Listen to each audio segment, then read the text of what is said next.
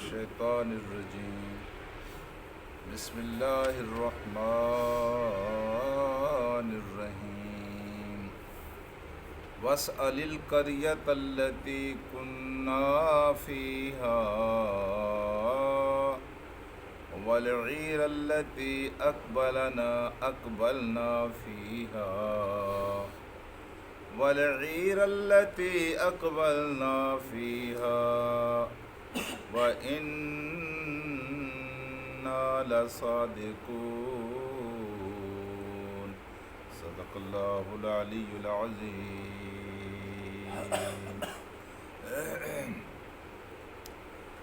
الصدق ینجی والکذب یہلک، سچ جو ہے یہ انسان کو نجات دیتا ہے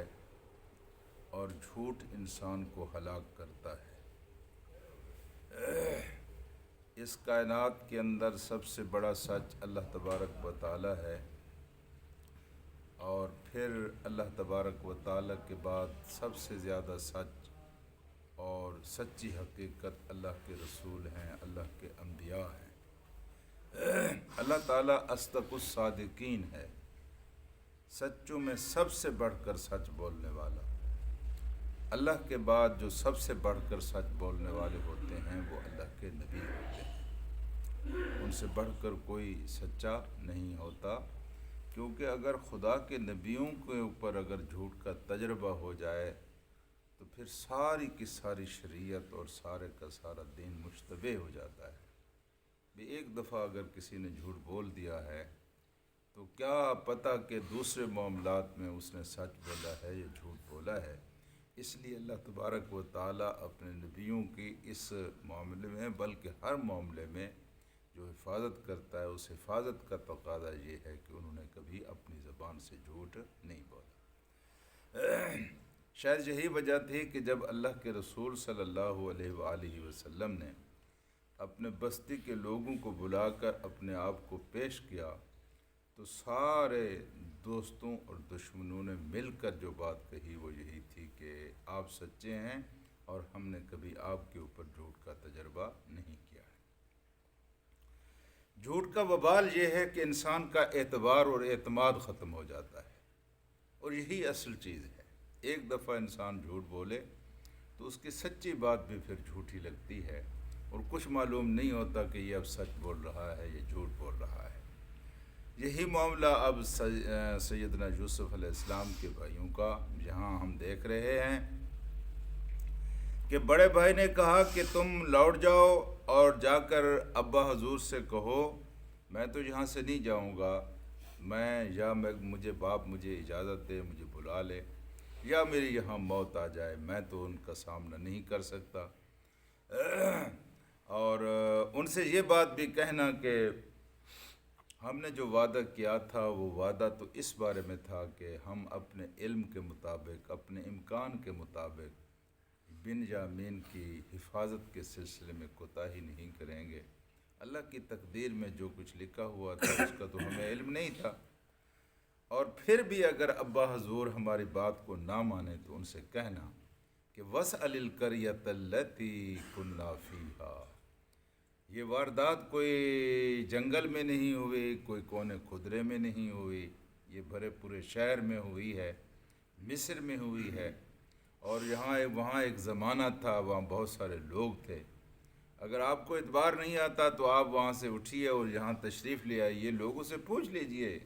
اس بستی سے پوچھ لیجئے۔ بستی سے کیا مراد ہے؟ بستی والوں سے پوچھ لیجئے، بستی والوں سے پوچھ لیجئے کنّا فی ہے جس میں ہم تھے یا جس میں یہ واردات ہوئی، وہاں آپ تشریف لے آئیے، سارے بستی کے لوگ گواہی دیں گے، کیونکہ یہ کوئی چھپی ہوئی واردات تھوڑی تھی۔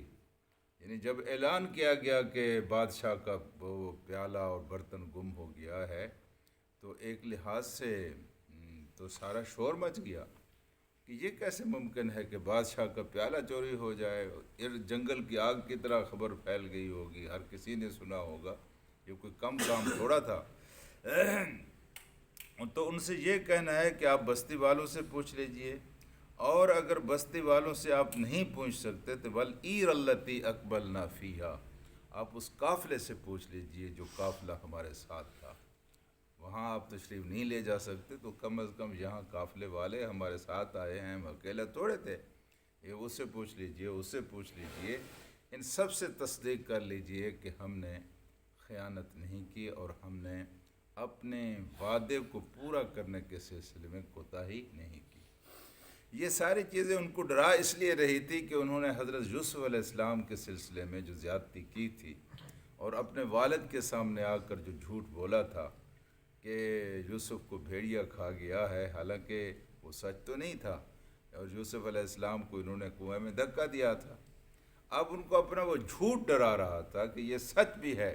تو پھر بھی جب والد کے پاس جائیں گے وہ تو یہی کہیں گے کہ یوسف کے سلسلے میں تم نے جھوٹ بولا تھا، اب بھی تم ایک کہانی گڑھ کے لائے ہو۔ تو انہوں نے اس لیے 2 شہادتیں وہاں پیش کیں، ایک اس بستی کی جہاں یہ واردات ہوئی، اور دوسرا ان قافلے والوں کی جو ان کے ساتھ غلہ لینے کے لیے گئے تھے اور ان کے ساتھ واپس لوٹے۔ اور پھر آخر میں انہوں نے کہا وَإِنَّا لَصَادِقُونَ۔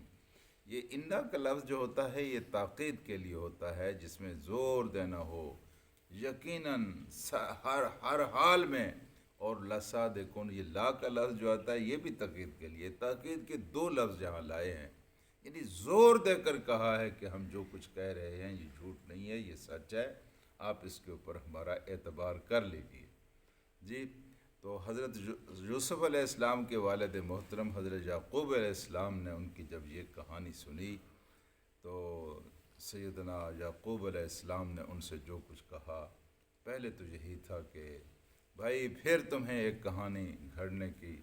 یعنی تمہیں ایک کہانی گھڑنے کا معاملہ بڑا آسان نظر آیا ہے، اور پھر تم نے ایک سٹوری مجھے سنا دی ہے اور میرے سامنے ایک کہانی بیان کر دی ہے۔ چلو تم نے جو کام کیا ہے اس کے تم ذمہ دار ہو، میں تو اپنے رب سے اس سلسلے میں بھی رجوع کرتا ہوں، اور اس کا تذکرہ کل کی آیت میں آئے گا۔ اللہ سے دعا کرتے ہیں کہ اللہ ہمیں قرآن کو سمجھنے اور اس پر عمل کرنے کی توفیق عطا کرے۔ اللہم صلی علی